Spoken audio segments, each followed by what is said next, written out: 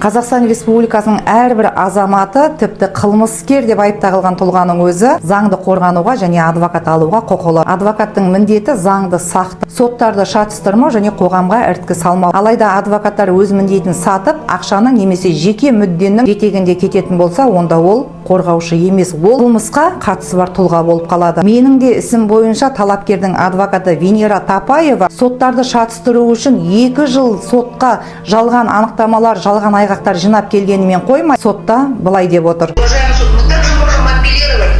Гордость нации Саты Балдиевой чем подтверждается? Именно в этом доме жили заслуженные деятели Республики Казахстан. Бұл ол үйде тұруға лайықты емес деп, және қайдағы бір қазақ тілді қазақ қызына орыс тілді орыс азаматшасы пәтерін беріп кету мүмкін емес деп ұлтаралық аразық тудырып отыр. Одан бөлек беймезгілде менің жеке номеріме хабарласып апелляциялық шағымның көшірмесін бер деп маған қоқан-лоққы жасағаны бар. Беймезгіл уақытта үйге жеке сот орындаушылары деген қылмыскерлерді жіберіп, балаларымды, анамды қорқытып жылатқаны бар. Және осы сотқа дайындалып жүрген кезде маған завещание жазатын кезде марқұм кісі өзінің қалауы бойынша замандасын сол домда тұратын шақырып куәгерлік еткен, сол куәгердің үйіне барып тұрып үйіне кіруге бет алмай, домофоннан неге сен қол қоясың деген сияқты өзінің қоқан-лоққы мінездерін көрсетіп, кейін талап арызында ол куәгерді жынды деп көрсеткені бар. Және медицина қызметкерлердің алдына барып өзі жазып дайындап барған жалған диагноздар бар қағазға қол қойғызып алғандығы бар. Бұның барлығы құқықтық шеттен шығу әрекеттері болып табылады. Медеу ауданының соты маған осы күнге дейін аудио-видео жазбалардың толық нұсқасын бермеген болатын. Бұл дәлелдің барлығы жақында қолыма тиіп отыр. Мен өз елімде,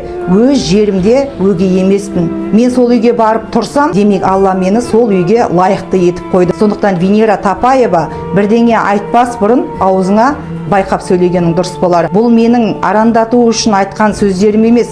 Бұл өзіңнің тарапынан маған бағытталған әр процестерде қайдағы бір қазақтың қызы деп айтқан сөздерің үшін және жоғарыда айтылған әрекеттерің үшін ар мен заң арқылы жауап беруім. Бұл мені сенен кек алу үшін емес, әділет үшін және болашақта әрбір азамат ұлтына, тіліне, тегіне бола соттарда қорланбасын деген ниетте айтып отырмын. Тапаева және осы іске қатысы бар барлық қылмыскерлер заң алдында да, Алланың алдында да жауап бар екенін ұмытпаңдар.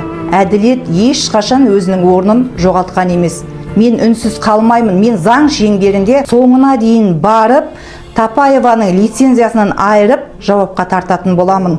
Мұндай әдепсіз, этикасы жоқ адвокаттар қоғамға, елімізге пайдасын емес, зиянын тигізетіні белгілі.